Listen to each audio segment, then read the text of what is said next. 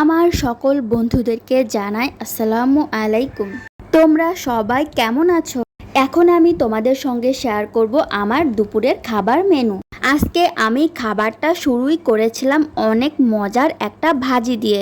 এটা ছিল লাউ চিংড়ি মাছ দিয়ে ভাজি।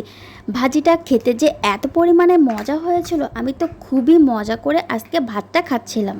তারপরেই নিয়েছিলাম আমার অনেক পছন্দের একটা খাবার, শুটকি মাছ। এটা পুঁইশাক আলু দিয়ে চচ্চড়ি করা হয়েছিল। তরকারিটা খেতে অনেক বেশি মজা হয়েছিল। আমি তো একটু একটু করে ভাতের সঙ্গে মাখিয়ে খুবই মজা করে খাচ্ছিলাম। আসলে আজকের চচ্চড়িটা ছিল বেস্ট। তারপরে আমি নিয়েছিলাম একটা মাছের ঝোলের তরকারি। এটা অনেক বেশি ঝোল দিয়ে রান্না করা হয়েছিল আর খেতেও অনেক বেশি মজা হয়েছিল।